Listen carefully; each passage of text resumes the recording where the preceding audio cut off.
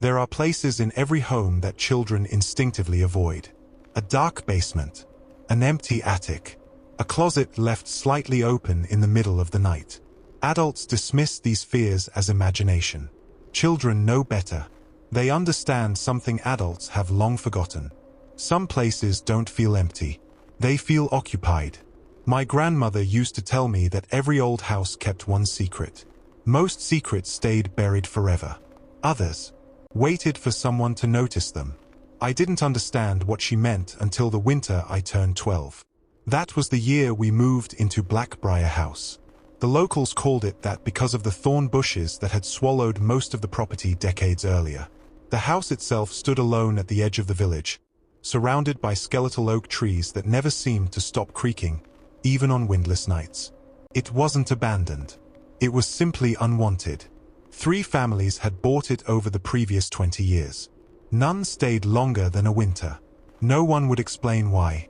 My father laughed whenever the neighbors lowered their voices around us. "Old houses make old noises," he'd say. "They're trying to scare us into selling it cheap." He believed everything had a practical explanation. My mother wasn't so sure. She never admitted it aloud, but every evening she'd double-check that the back door was locked, then glanced toward the living room before turning off the lights. She always looked at the fireplace. Always. At first I thought nothing of it. The fireplace was impossible to ignore. It dominated the entire room. Built from dark stone that had blackened with age, it stretched nearly to the ceiling. The chimney above it was wide enough that, according to the estate agent, children had once climbed inside to clean it before modern chimney sweeps existed. My father found that fascinating. I found it disturbing. There was something wrong with the opening. It wasn't simply dark. Darkness ends where light begins. This darkness seemed deeper than that. Almost lead, as though the shadows continued far beyond where the chimney should have ended. On moving day, while my parents unpacked boxes, I wandered into the living room alone. The fire hadn't been lit yet. The house was silent. I don't know why I walked toward the fireplace. I only remember feeling as though something had noticed me. The closer I got, the colder the room became. Not dramatically, just enough that I rubbed my arms. I stopped a few feet from the hearth. The opening stared back like an enormous mouth. Without thinking, I whispered, "Hello." Nothing happened. I laughed at myself. Then, something inside the chimney answered. Not with words. With a sound. A single, soft tap. It echoed once, then vanished. I stood there listening. Maybe a bird. Maybe loose mortar. Maybe the old house settling after years of neglect. I told myself all of those things. None of them felt true. Life slowly settled into routine. I started at the village school a week later. The building was smaller than my old one, but somehow lonelier. Most of the students had known one another since kindergarten. I was the outsider. Children have an uncanny ability to recognize when someone doesn't belong. No one bullied me. That would have been easier. Instead, they simply watched. Whenever I entered the classroom, conversations paused for a moment before quietly continuing. A few whispered. Others stared just long enough for me to notice. One afternoon, while waiting for the bus home, a boy named Ethan finally approached me. He wasn't unfriendly. He just looked uncomfortable. "You live in Black Briar?" I nodded. "My dad says nobody stays there." "Why?" He shrugged. "They always leave." "Because of ghosts?" He laughed. "No." The answer surprised me. "Then why?" His smile disappeared. "My grandfather says." He hesitated. "The house listens." Before I could ask what that meant, his bus arrived. He climbed aboard without another word. I watched it disappear around the corner, wishing he'd never spoken to me at all. That evening I asked my parents if they knew anything about the previous owners. Dad barely looked up from the newspaper. "They moved." "Why?" "They got jobs somewhere else." "All 3 families." He folded the paper. "You're spending too much time listening to village gossip." Mom quietly placed dinner on the table. She didn't disagree. She didn't agree either. She simply changed the subject. That should have been the end of it. Instead, small things began happening. Nothing dramatic, just enough to make sleep difficult. Sometimes I'd wake during the night convinced I'd heard footsteps downstairs. Heavy ones. Slow. By morning there'd be nothing. Other nights I'd hear what sounded like tiny stones rolling somewhere inside the walls. Once I could have blamed old pipes. Twice maybe.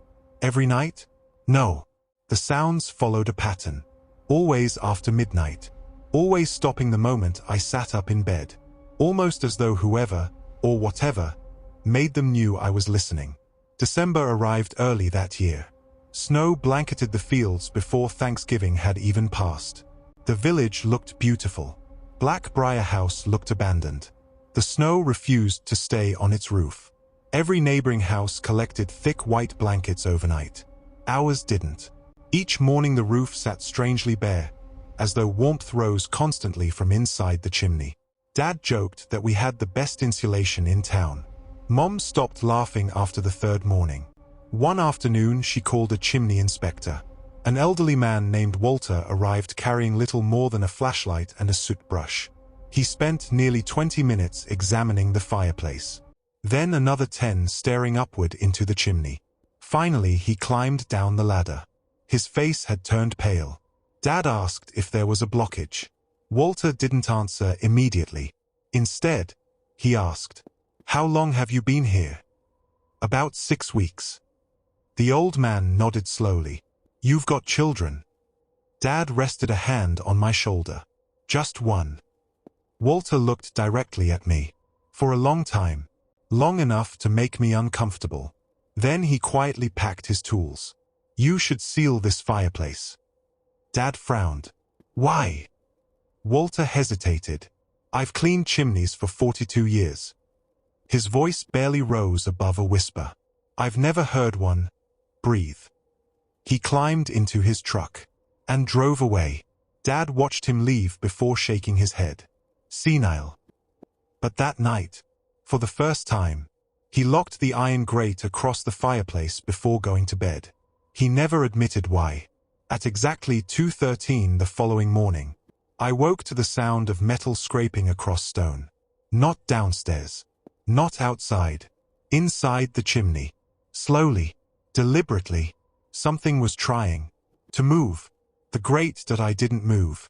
For several seconds, I lay frozen beneath the blankets, staring at the ceiling while the scraping continued somewhere below. Metal against stone. Not violent. Not frantic. Steady. Patient. As though whoever stood downstairs wasn't trying to break into the house. They were trying to get out. The sound stopped. Silence settled over the house once more. I glanced at the glowing digits of my alarm clock. 2:14 a.m. 1 minute. That was all it had lasted. Yet I couldn't shake the feeling that whoever had been testing the grate knew exactly when I'd awakened. I barely slept for the rest of the night. At breakfast, I decided not to mention it.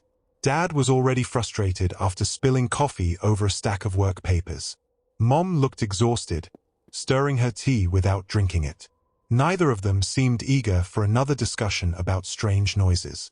But just as I stood to leave for school, Dad surprised me. "You hear anything last night?" The question caught me completely off guard. I hesitated. "Why?" He shrugged too quickly. "Thought I heard the grate move." Mom looked up sharply. "You heard it too?" Neither of them spoke again. That silence answered more than any explanation could have. Over the following week, the noises became impossible to ignore. They always began at the exact same time. 2:13. Never earlier. Never later.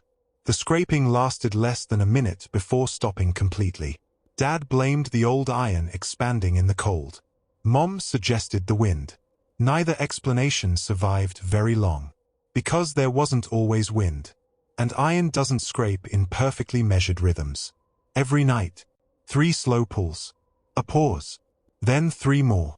Like someone testing a locked door. Dad finally decided he'd prove us all wrong. On Friday evening, he carried a folding chair into the living room and announced he would stay awake until morning. "If anything makes that noise," he said, I'll see it. He built an enormous fire, locked the grate into place, and sat down with a flashlight across his lap. Mom didn't argue. She only wished him good night in a voice that sounded strangely final. I don't remember falling asleep, only waking suddenly to shouting. I raced downstairs. Dad stood beside the fireplace, breathing hard. The grate hung open. One of its hinges had snapped clean in half. The room smelled different. Not like smoke. Not like burning wood. The closest comparison I can give is damp earth after heavy rain. Cold. Ancient. Dad stared into the chimney. His flashlight lay on the floor, still switched on. What happened? Mom asked. Dad didn't answer. He simply bent down, picked up the broken grate, and carried it into the garage. The next morning he drove into town and returned with a welder. By evening, thick steel bars had been bolted permanently across the fireplace. No one mentioned the broken hinge again. For 2 nights, everything was quiet. The silence felt almost unbelievable. Dad smiled more. Mom finally slept. I convinced myself the mystery had ended. Then the dreams began. They were always the same. I stood in the living room alone. The fire burned brightly. Outside, snow covered every window. At first nothing happened. Then the flames slowly bent sideways. Not upward. Sideways. As though something inside the chimney had inhaled. The room became colder. Ash floated upward instead of down. Then a voice echoed through the chimney. Not loud. Not frightening. Almost gentle. It never called my name. It simply whispered, "You're listening now." I always woke before seeing who spoke. Every single time. Christmas arrived beneath heavy snowfall. The village looked like a postcard. Children built snowmen. Church bells echoed through the valley. Families gathered around warm fireplaces. Black Briar House remained strangely quiet. Dad had stopped using the living room fireplace altogether. Instead, he bought electric heaters for every room. When Mom asked why, he claimed they were cheaper. Neither of us believed him. He simply refused to light another fire. It was as though he no longer wanted anything connecting the house to the chimney. Christmas Eve arrived. Snow fell so heavily that the world outside disappeared behind a curtain of white. Power flickered twice during dinner, then went out completely. The house plunged into darkness. Dad found candles. Mom lit oil lamps. Outside, the wind roared through the trees. Inside, the house felt oddly still. Then, we heard it. Not scraping. Not breathing. Footsteps. Slow. Measured. Descending. Above us.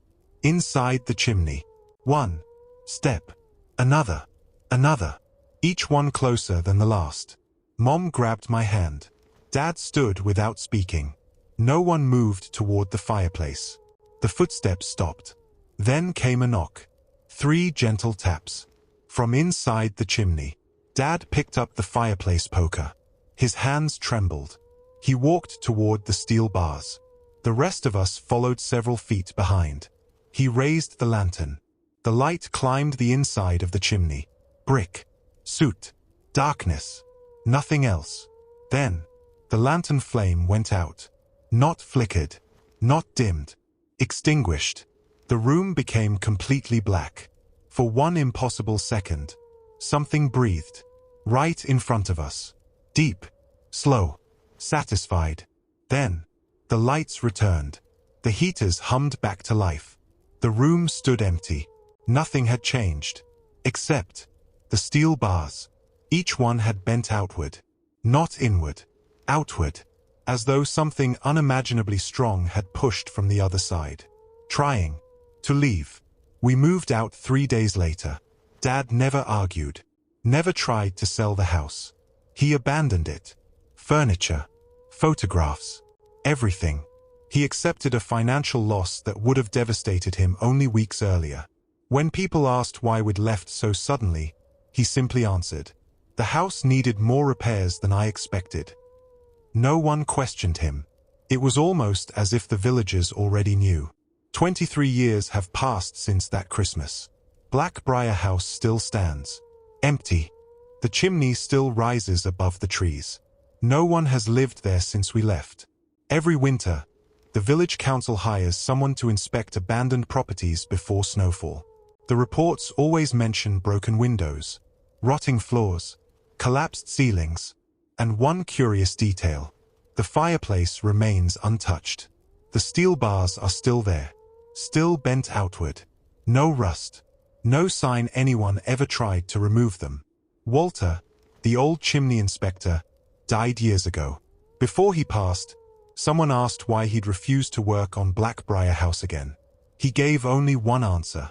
Every chimney carries smoke upward. He paused, then added quietly, that one was trying to bring something down. Even now, whenever Christmas arrives and the wind whistles across rooftops, I find myself listening. Not for carols, not for sleigh bells, but for 3 slow knocks, echoing from somewhere inside a chimney. Because some houses don't become haunted. Some are built to keep something inside, and every prison is only as strong as its door. Thanks for watching. Follow Story Hub Central for more exciting stories.